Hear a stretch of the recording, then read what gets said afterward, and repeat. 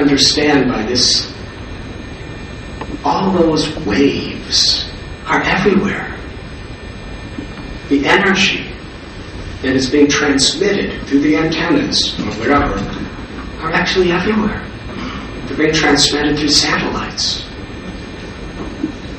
You can turn on a weather station, a news station, just with a touch of a button. You can turn on a soap opera or a drama where people are killing each other, or a scene with romance, a religious channel. All we do is just press a button. And what we're doing is we're accessing a particular frequency. There's unlimited frequencies everywhere in this world, especially in a city like London. Everything that we say, everything that we do, everything that we think, we are generating a particular energy. And it goes right into the atmosphere all around us. It's very subtle, but it's very real. And which of these energies are we accessing?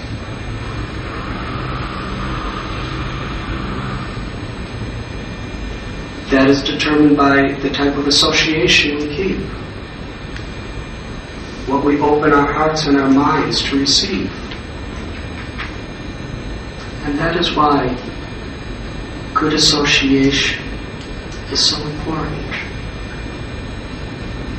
To feed our good qualities, to nourish our good qualities, to access the divinity within us,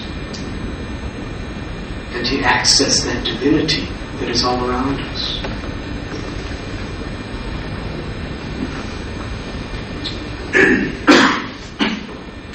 In the banking field, intelligence is in proper investments. That is what I understand.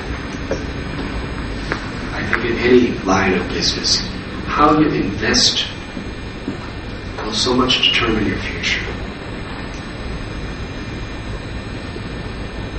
How much are people today investing in the internal nourishment of their hearts? Investing in that which brings about peace and stability. Because whatever we are and whatever we have is all we could give to society. A poor person cannot give wealth to society. If I'm begging on the street, how can I help other beggars? Maybe emotionally, but certainly not with food. So what we have is what we can give. In this world today, compassion is such a great need.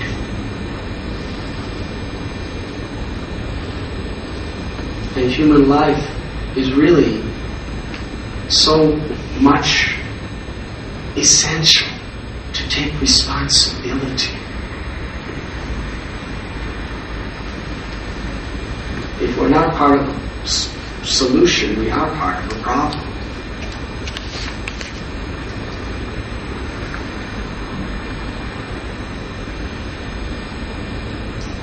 The essential need within every living being is for pleasure. What people do for pleasure.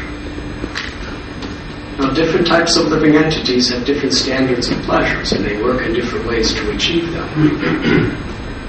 For a little ant, their pleasure is a grain of sugar. For a moth, its pleasure is a fire. It's light. And we've seen what they'll do to achieve that grain of sugar. What they'll do, how hard they will work to achieve that light. Even at the risk of their lives. Everyone is looking for pleasure. Some people, their pleasure is to satisfy their egos by inflicting pain and harm on others. And we have seen it. Some people really, they derive great satisfaction in showing that by my power I can crush someone else, that their lives are depending on my will. Historically, we find there have been dictators. They found great pleasure. If I have such a power, just by my word, tens and thousands, millions of people will be killed. Their lives are situated on my mercy. It's their pleasure. Some people find pleasure in being famous, being adored, aggrandized. Some people find pleasure by being worshipped. Some people find pleasure by acquisition of wealth, acquisition of property, acquisition of the power that comes with all these things. A mother finds pleasure in giving satisfaction to her child. A father finds pleasure in seeing the family prosper. Everyone's looking for pleasure. That essential need for pleasure, in its most important form, is the pleasure of love. There can be no real satisfaction of the heart without having people to love and without being loved. Just think, if you were the proprietor of everything on the entire planet Earth, but you were the only person on Earth, would you be happy? You have all the cars, you have all the buildings, you have all the land, you have all the military technology, it's all under your command. But there's no one to share it with. There's no one to reciprocate with. Things we cannot reciprocate with. People need love. If one little bird came on your finger, you would probably consider that bird more important than everything else, because at least there could be some sort of relationship. Some years ago, I was with Mother Teresa in Calcutta, and she told me something that really struck in my heart. She said that the problem in this world today is hunger. Not hunger of the belly, hunger of the heart. She said hunger of the belly is not a serious problem. You feed a person, they're satisfied. Then she told me that countless times the poor, poverty-stricken beggars of Calcutta have died in her arms. She said, as they're dying, I saw light and hope in their eyes. When I go to New York, Los Angeles, Paris, London, Sydney, and I meet with the most prominent people in the world, she said, I don't see that light in their eyes. The real problem in the world is the poverty of the heart. The only way to fill that hunger is through love. That's the only thing that touches the heart, is love. Sex touches the body. Acquisition of money gives some satisfaction to the body and the mind. But it does not touch the whole. Oftentimes adhere to a particular religion and become so much entrapped with the external rituals, the external cultural context of that religion, that they miss the point of what is the purpose. All spiritual paths are universal in their essence.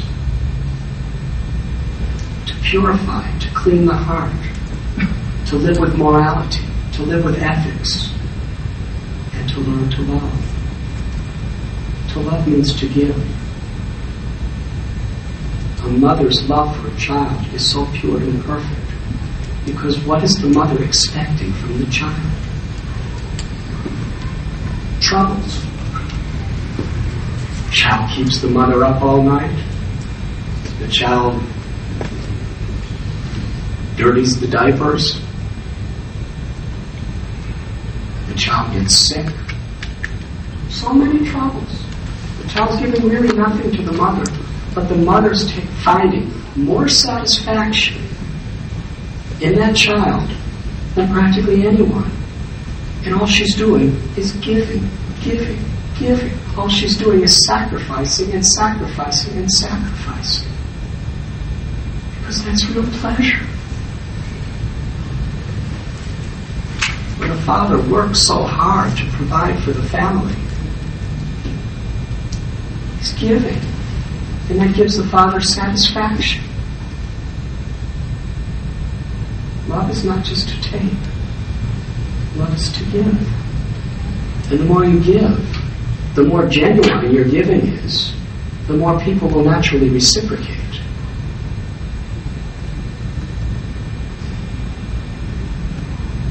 For the satisfaction of the heart. In today's world, there's so much mental turbulence. People ask why.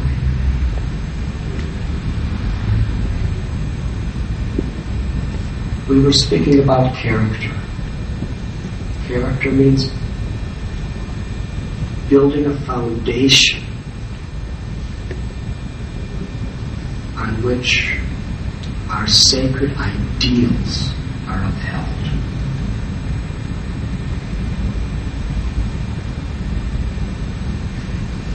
Even if we're like a boat on the sea, and there's waves of temptations and waves of tragedies and waves of reversals that come in various forms, if we have an anchor, we'll be stable. But without that anchor, we're tossed with every wave that comes upon us. That anchor is our integrity. The sacred ideals that we hold in our lives. This is such an important part of life. What really is sacred to my life? What is that ideal? And how I must uphold those ideals no matter what.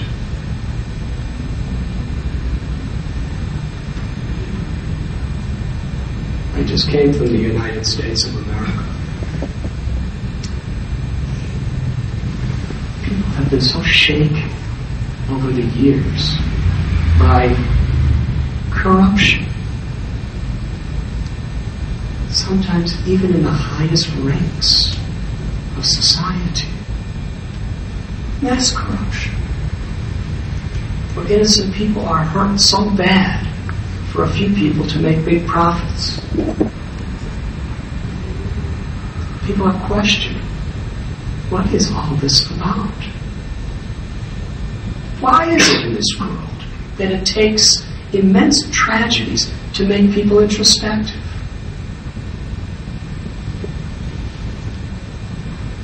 I was speaking with Anil last night. He was telling about how these massive floods in Bombay have brought about a type of compassion and charity that is very rare to be seen. People from New York were telling me on September 11th of that year, when that horrible tragedy took place at the World Trade Center, the city was stunned. In particular alleyways and streets where usually gangs are fighting, there were people sitting in circles in prayer meetings. In fact, I read on the internet that since the very time that internet was established, the number one keyword search has been sex. From the time the internet was established, the word sex never went out of the top 10. And we're speaking 24 hours a day, 365 days a year, worldwide. But after this tragedy on September 11th in New York, the word sex did not rate on the keyword searches, even in the top 30, for weeks and weeks and weeks. People's values changed. People were wondering, what is life actually all about? What is the meaning to all this?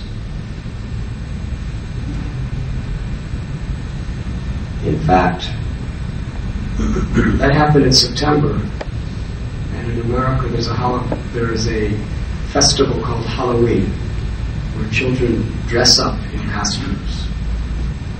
Every year, do you have that in London, Halloween?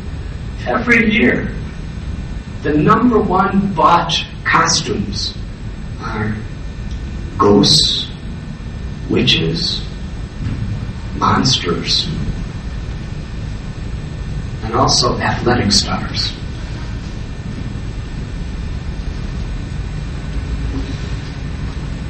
After 9/11, that year, the number one costume that was bought all over the country was firemen. Why? Because the firemen were the heroes. When that building was burning and it was crumbling, it was the firemen who ran in, and many of them, they gave up their lives in the mission of trying to help others. They became the heroes of American society. Those people who are willing to sacrifice everything for the welfare of others.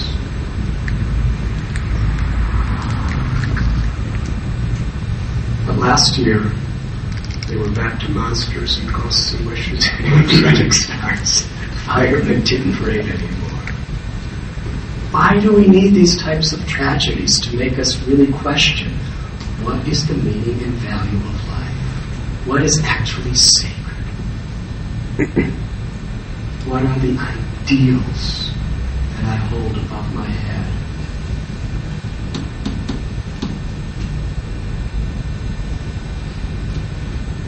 Each one of us, before death comes upon us, should really search our hearts very deeply and find substance, meaning to life. In that meaning, in that substance, comes fulfillment and satisfaction.